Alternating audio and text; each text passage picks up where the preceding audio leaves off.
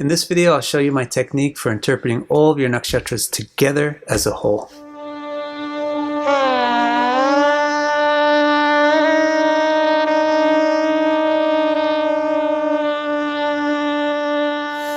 The next thing to do is to look at the nakshatras overall as a whole. In order to do this, you're going to need to know the 6 types of nakshatras, which I've done a video on already. So you can either look for that amongst the videos on my YouTube channel. It's in the 27 Stars, 27 Gods playlist. Or if you look below this video on YouTube, I'll put a link to it. The first 2 categories of nakshatra are Tikshna and Ugra, which means bitter and powerful, bitter and strong. These 2 resonate well together. The next 2 are Mridu and Dhruva, the sweet and the enduring types.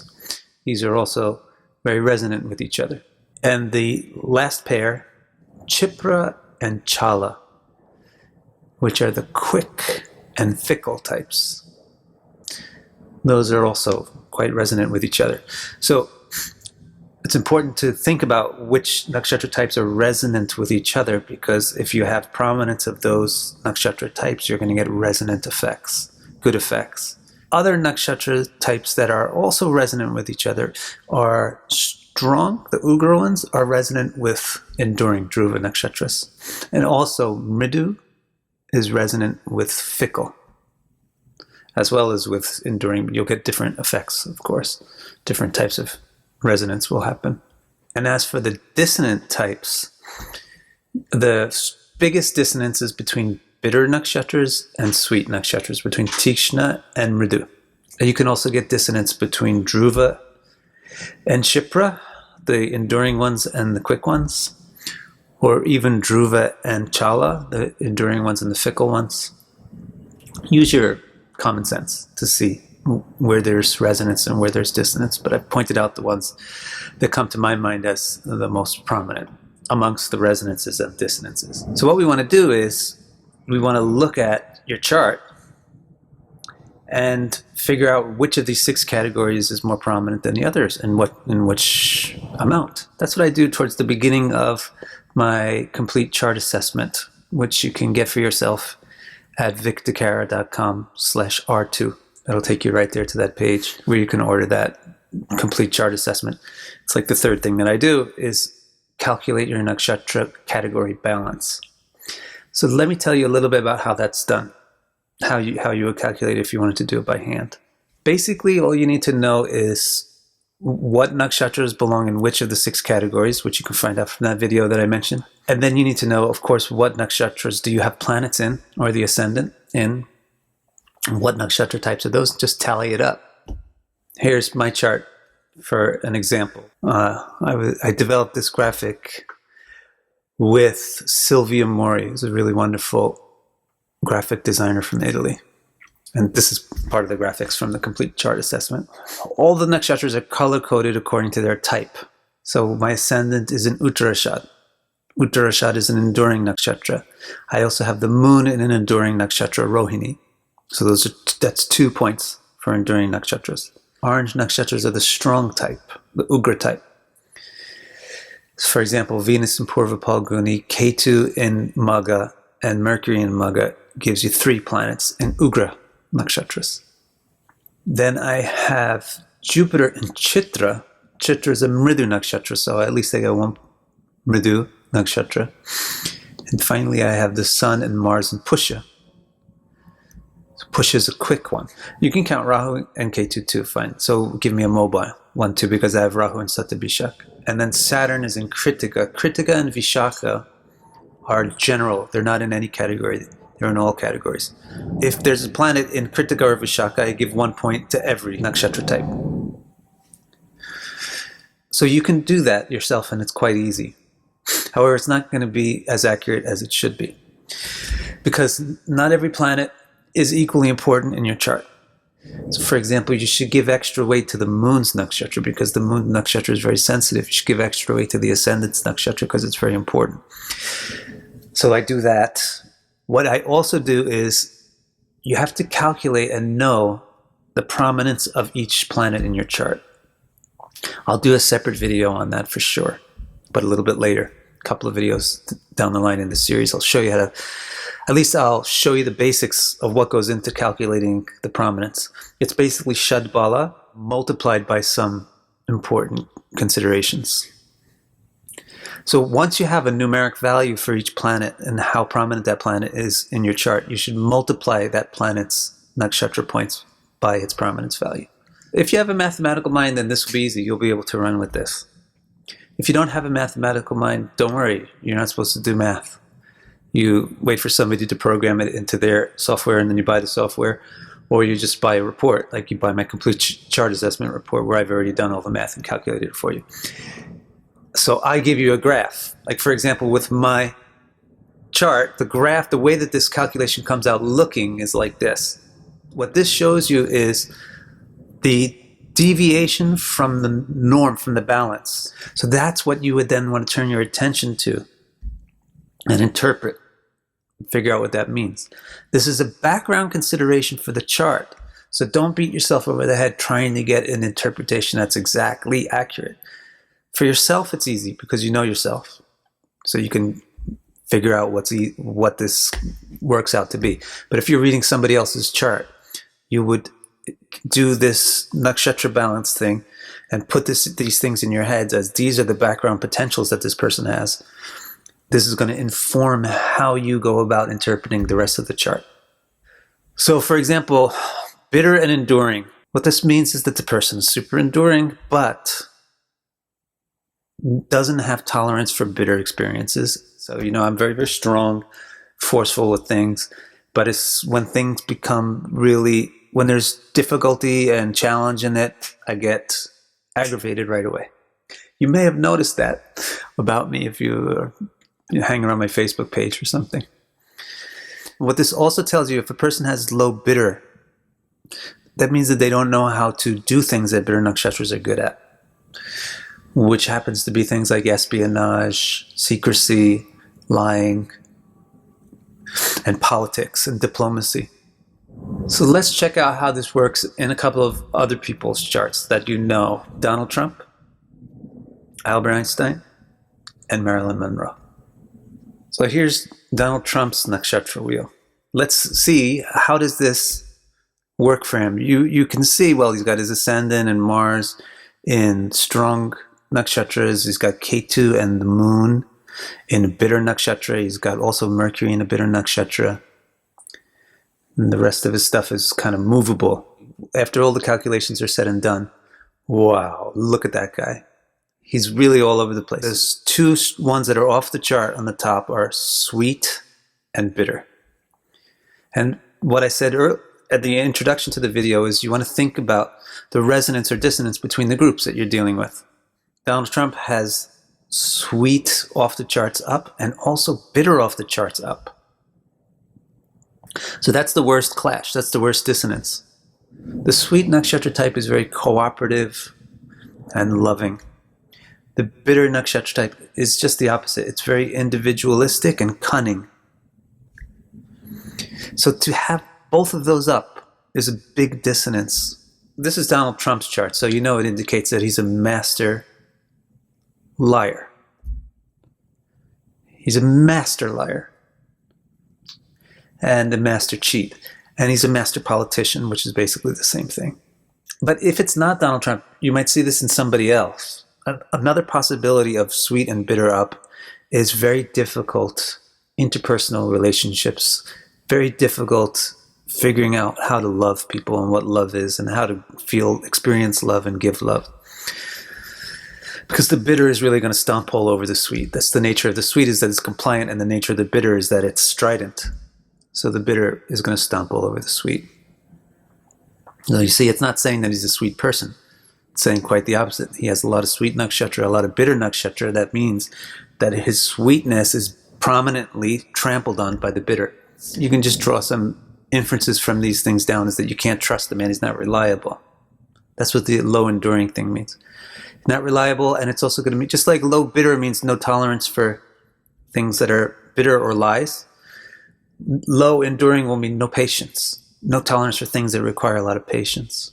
Low quickness, that actually should mean bad luck, but we're going to see that that's not going to come to pass in his chart because he's got good luck. Usually a low quickness means bad luck and things take a long time to happen. Low mobile means not very likable, not very pleasant, not very lovable. Here's Albert Einstein's Nakshatra chart. He's also got this bitter stuff. He's got a bitter Ardra ascendant and a bitter Jeshta moon. But let's see what his bitterness combines with. Trump's bitterness combined with sweet. What about Mr. Einstein? As you can see here, his bitterness combines with enduring. This one works not so great, but a lot better than the worst clashes between bitter and sweet. Strong and enduring would be great. Bitter and enduring is okay. The way you want to interpret this chart is to say this man has a lot of patience, a lot of tenacity. He's going to keep working at things. And he's going to do difficult things. And he's going to, because we know Einstein, we can say what this bitterness means is that he's seeking out secrets. You wouldn't know that if you didn't know Einstein, but you would just put it into your interpretation machine so that later on when you see that he's scientific, when you see that he's very intelligent, and you see that he's not a liar, then you can see that, well, then how is he dealing with these topics of espionage and secrecy? Well, he must be enduringly, patiently searching through them. Bitter nakshatras are not great for relationships. If they clash with sweet nakshatras, they're the worst. He had very difficult relationships, and he had a lot of difficult experiences in his life. He wasn't an easy person to be around. But one thing about him is he's very, very, very, very patient. You may not know that, not everybody knows this about him, but most of his life was spent pursuing the proof of a theory that he could never prove. But he never gave up on it. He kept going on it. In comparison to Trump, he doesn't have those wild deviations. But he also has mobile down. With the bitter up and mobile down, the person is not so likable. Trump also had that, right? Bitter up, mobile down. Not likable doesn't mean that somebody might not like him, but it means if you hang out with this guy, or if you try to be this guy's girlfriend, it's not going to be easy. Because they don't know how to make other people have a good time. That's what mobile nakshatras are for. They know how to have a good time and make other people have a good time. But all they do know is how to manipulate people, because that's what bitter nakshatras are for. So Einstein is also well known for being a very difficult person to be around. Finally, let's look at Marilyn Monroe. She's also got a bitter rising sign. It's a special bitter rising sign, right? We mentioned this a few videos ago. The Aslesha ascendant, Aslesha Nagas, they're very, very, very sensual. And she's got her moon over there in Dissonants in the 7th house. So it's very, very beautiful. So what we're going to see with Marilyn Monroe's balance, what that turns out to be, it looks very different than those other two. And so does she. The other two, Einstein and Trump, had this big bitter. Bitter bar was going up. Now you're saying, but she has the Aslesha Nakshatra rising, so she must be bitter too. No, that's why you need to know how to do the calculation that I spoke about in the first part of the video. You need to know how to calculate things with weights, and the prominence of the planets will define those weights. So Marilyn Monroe mostly is all mobile, and that's what we were saying was lacking in Einstein and lacking in Trump. And mobile is the ability to enjoy and make other people enjoy. Entertainers. Marilyn Monroe is the most famous sex object. Sex, is that the right word? Sex symbol, that's what they say, right? A sex symbol. Sex symbol basically means sex object. But that's what mobile nakshatras are great for, being something enjoyable. So let me tell you something else about mobile. Mobile is chala. Another way of saying mobile is fickle. So fickle and sweet, they do go good together. So if they're both prominent by being out of balance, that's good. Okay, but because she has sweetness down and mobile up, This means that she's not your everyday woman. The sweet, the Mridu Nakshatra is really where the femininity is. So this is down for her. But that's why she's willing to come forward and not be shy. And not be too compliant, where she can actually, go against the grain, do something herself, do what she wanted to do. Not entirely, she couldn't do it entirely, but because there's weaknesses in her chart. But she's a woman who steps forward. It's down in her chart, but the mobile is up. So one thing I want to tell you about mobile is chala. Chala also means fikal. Fikal means adventurous, too bold, wanting pleasure, going for it. So with mobile up and sweet down, one of the things that you're going to get is a person who's willing to take a risk, a person who's willing to come out and be different and be seen in the attempt to achieve their ambition, their desired pleasure. Now, like I said, when you're doing famous people, then you can jump straight to a conclusion just from seeing something like this. But if you're reading a chart blind, as you usually would do as an astrologer, this is the starting point, step 3 of looking at the chart to get a feeling of how am I going to interpret this chart.